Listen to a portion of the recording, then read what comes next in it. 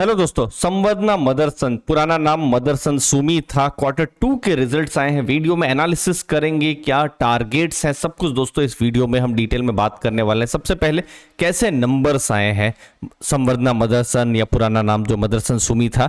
आप देखिए रेवेन्यू किस हिसाब से यहाँ पर ग्रोथ हो रहा है। रेवेन्यू अभी Q2 में जुलाई से सितंबर 18,261 करोड़ का है और ऊपर देखिए हाईएस्ट एवर क्वार्टरली रेवेन्यू है। मतलब बिजनेस तो अच्छा हुआ है और वो भी टफ माहौल में। तो ये एक पॉइंट है। दूसरा चीज है, जब आप एबिटा देखेंगे तो ये भी बढ़ा है 1448 करोड़। देखिए Q1 में भी आप देखेंगे कि रेवेन्यू बढ़ा था।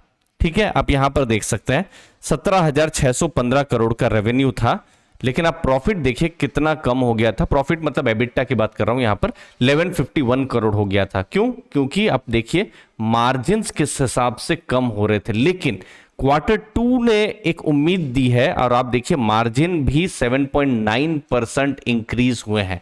ये एक बहुत ही पॉजिटिव कहा जाएगा। कोई भी कंपनी अगर मार्जिन अपना इंक्रीज कर रही है, खासकर इतने टफ माहौल में, तो ये एक पॉजिटिव है। और इस रिजल्ट से कोई एक इंपॉर्टेंट पॉइंट अगर आप कुछ लेके जाना चाहेंगे संवर्धना मदरसन के, तो यही कि एबिटा मार्जिन अभी 7.9% है। मैंने सुना था मैनेजमेंट की कमेंट्री, तो उन्होंने नहीं कहा है कि 7.9 सब 10% होगा, लेकिन ये इसके आसपास थोड़ा ऊपर नीचे ही रहेगा। तो ये एक इंपॉर्टेंट चीज है ध्यान में रखने जैसी। अगर आप प्रॉफिट्स में देखेंगे, प्रॉफिट बिफोर टैक्स भी इंक्रीज हो रहा है और प्रॉफिट आफ्टर टैक्स भी 75% प्रॉफिट क्वार्टर ऑन क्वार्टर आप देख सकते हैं ये बढ़ा है। और अगर आप देखेंगे ईयर ऑन ईयर अगर आप देखेंगे तो प्रॉफिट्स लगभग डबल हुए हैं। मतलब 196 करोड़ यहां पर प्रॉफिट यहां पर हुए हैं। तो प्रॉफिट्स भी हमको जो है संवर्धना मदरसन के बढ़ते हुए नजर में आ रहे हैं। फिर उसके बाद डेट देखिए, मदरसन सुमी के जिस हिसाब से बिजनेस है तो उनका डेट हमेशा से ही ज्यादा है। तो ये 1.2 का डेट था पिछले जून में, लेकिन ये डेट बिल्कुल बढ़ गया था 2.1। मतलब डेट इक्विटी रेशियो बहुत ज्यादा है। ठीक है, अभी थोड़ा डेट यहां पर कम हुआ है। कंपनी ने यह भी कहा है कि अब वो धीरे धीरे अपना डीलेवरेज करते रहेंगे, डेट कम करते रहेंगे। तो इसीलिए थोड़ा सा हाई रिस्क स्टॉक भी हो जाता है। यहां पर क्या है, एज एन इन्वेस्टर आपको टर्न अराउंड जैसा देखना है। ठीक है, ये इंपॉर्टेंट है। आईसीआईसीआई जो सिक्योरिटीज है उन्होंने रिपोर्ट निकाली है। उन्होंने अपना पुराना टारगेट 110 का दिया था, तो वही 110 का ही टारगेट उन्होंने अभी के जो रिजल्ट्स हैं उसके बाद भी दिया हुआ है। केपेक्स की जब आप बात करेंगे, मतलब कंपनी ने अपने जो बिजनेस में कैसा ग्रोथ है, तो उन्होंने केपेक्स भी थोड़ा सा बढ़ाया है। मतलब ये जो पैसा है बिजनेस के ग्रोथ में वो इन्वेस्ट होगा।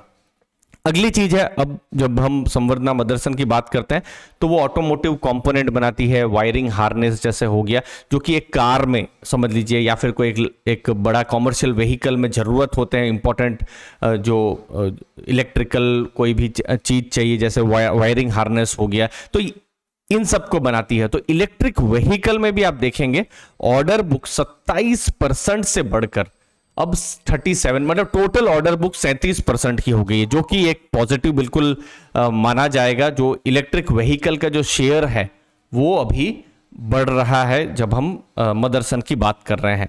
अब देखिए क्या इंपॉर्टेंट चीजें हैं, और इसमें बहुत सारी चीजें इन्वेस्टर्स के हाथ में नहीं, इसलिए मैं कहता हूं ये एक हाई रिस्क स्टॉक है। ठीक है, अब मैं इसमें अपना भी व्यू थोड़ी देर में बताऊंगा, पहले मैं आपको समझा देता हूं। देखिए सबसे पहले बिजनेस, इन सब बिजनेस को क्यों इतना नेगेटिव इंपैक्ट पड़ा था पिछले एक साल में, क्योंकि जो भी जैसे वायरिंग हार्नेस बनाना है, कुछ भी इनके प्रोडक्ट्स बनाने हैं, तो जो कॉपर की जरूरत है तो कॉपर के दाम बढ़ गए थे। अब कमोडिटी प्राइस कूल ऑफ हो रहे हैं। अब वो कूल ऑफ हो रहे हैं तो फायदा कहां पर आ जा रहा है, कंपनी के जो एबिटा में आपने देखा कि वो एबिटा थोड़ा सा ऊपर आपने देखा ना 7.9%। सिमिलरली कुछ जगह में जैसे रेजिन के जो प्राइसेस हैं वो जरा सा कम हुए हैं। तो कमोडिटी जो प्राइस है वो स्टेबल हो रहे हैं, जो कि पॉजिटिव है। लेकिन अभी भी यूएस में, यूके में, भारत में, यूरोपियन यूनियन में, वहां पर अभी भी जो है इन्फ्लेशन और महंगाई के इशू है। तो देखिए महंगाई के इशू है तो दो किस्म के जो कस्टमर्स होते हैं। कुछ कस्टमर्स इतना जब रेट ऑफ इंटरेस्ट बढ़ गया है तो फिर क्यों अभी कोई कार लेने जाएगा। ठीक है, और कुछ कस्टमर जिनको फर्क नहीं पड़ता है। ठीक है, तो इसीलिए अभी इन्वायरमेंट जो है बहुत ही अनसर्टन बिजनेस एनवायरमेंट यहां पर है। यहाँ पर ओवरऑल अगर आप देखेंगे, यूरोप में अगर आप बात करेंगे तो बिजनेस जो, अगर आप लाइट व्हीकल्स का क्वार्टर ऑन क्वार्टर एक्चुअली में ग्रोथ जो है कम हुआ है। नॉर्थ अमेरिका में आप देख सकते हैं क्वार्टर ऑन क्वार्टर मतलब 3% ऊपर है, 3% कॉमर्शियल व्हीकल नीचे है। चाइना में कॉमर्शियल व्हीकल पूरा नेगेटिव है और पूरी दुनिया में अगर कोई एक स्लाइड से मुझे अगर आपको बताना हो कि भारत कैसा कर रहा है और दुनिया के दूसरे देश कैसे कर रहे हैं तो यही वो स्लाइड है। भारत में आप देख सकते हैं लाइट व्हीकल्स भी 8% ग्रोथ है, टू व्हीलर्स भी 17% का पिछले 3 महीनों में ग्रोथ है।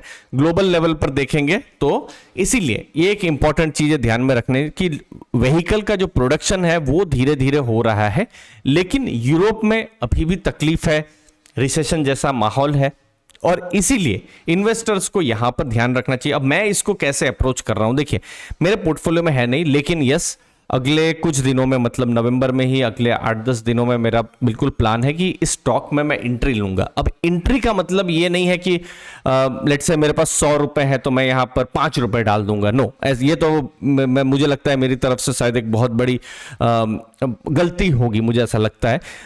0.1-0.2% से मतलब मैं धीरे धीरे अपना एक्सपोजर यहां बढ़ाऊंगा, क्योंकि यहां पर पॉजिटिव क्या है कि यहां एक टर्न अराउंड हो सकता है। टर्न अराउंड मतलब देखिए यूरोप अमेरिका अभी मुझे नहीं लगता है कि सब ठीक होंगे, 6 महीना 1 साल तो लगेगा ही, लेकिन जब चीजें ठीक होना शुरू होंगी ना तो फिर इन सब कंपनियों को फायदा मिल सकता है। अगेन मैं कहता हूं मतलब एक स्टॉर्म के बीच से गुजर रही है जहां पर इनका जो बिजनेस है यूरोप और नॉर्थ अमेरिका पर अच्छा खासा डिपेंडेंट है, चाइना पर डिपेंडेंट है, उन सब जगहों में थोड़ी सी तकलीफें हैं। तो जब तकलीफ में जब बिजनेस होता है तभी सस्ता मिलता है, तो ये भी इंपॉर्टेंट है। और यहां हम एंटिसिपेट कर रहे हैं कि अगले 1 साल में चीजें थोड़े बेटर लेवल पर आएंगी, और जब चीजें एक्चुअली में बेटर लेवल पर आ गई होती है तब शेयर प्राइस ऑलरेडी बढ़ गया होता है। तो ये एक मतलब फंडामेंटल इन्वेस्टर को बेट लेना पड़ता है। तो Q2 का रिजल्ट ने एक अच्छा एक सिग्नल दिया है टर्न अराउंड का, हुआ नहीं है टर्न अराउंड लेकिन एक सिग्नल जरूर दिया है। तो यहां पर और तो इसीलिए मैं यहां पर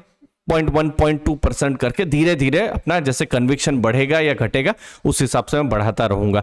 अगर आप लो रिस्क इन्वेस्टर है, स्टेबल स्टॉक, डिविडेंड स्टॉक, क्योंकि बहुत सारे ऐसे इन्वेस्टर्स हमारे चैनल में वो भी हैं, तो फिर मदरसन वो स्टॉक नहीं है, ठीक है। लेकिन अगर आप थोड़ा ऐसा पैसा जो बिल्कुल हाई रिस्क में डाल सकते हैं, 2 साल 3 साल के लिए होल्ड कर सकते हैं, तभी मदरसन थोड़ा सा वैल्यू दे सकता है। अगर आप कहेंगे 2 महीने में ये क्या बहुत अच्छा रिटर्न देगा, तो मुझे बहुत डाउट है अभी इस रिजल्ट्स को देखे, क्योंकि ये बिजनेस अभी थोड़ा तकलीफ से अच्छी जगह में ये जा रहा है दोस्तों, गया नहीं है। दूसरी चीज है लास्ट में ये डेटा, जहां पर यूरोप और नॉर्थ अमेरिका में जहां पर टर्न अराउंड देख रहे हैं, वहां पर एक और चीज है कि जो प्रीमियम व्हीकल्स हैं उनका सेल्स जो है वो कांस्टेंट है, ठीक है। तो ये एक अच्छी चीज है कि प्रीमियम व्हीकल्स जो है, जिनको मतलब जो लोग समझ लीजिए अरबों रुपया या फिर बिलियन डॉलर्स में या फिर मिलियंस में जो कमाते हैं, तो उनको शायद इंटरेस्ट रेट का फर्क ना भी पड़े, तो वो लोग कार खरीदना है तो खरीद ही लेंगे, ठीक है। तो वो सब इन्वेस्टर्स जो या कस्टमर्स को बहुत फर्क नहीं पड़ेगा। तो ओवरऑल एक इंटरेस्टिंग बिजनेस है, एक टर्न अराउंड के दौर से गुजर रहा है, जहां पर एक तकलीफ था, तकलीफ से थोड़ा अच्छा हुआ है, जहां पर एबिटा मार्जिन थोड़ा अच्छे हुए हैं, ये एक पॉजिटिव चीज है।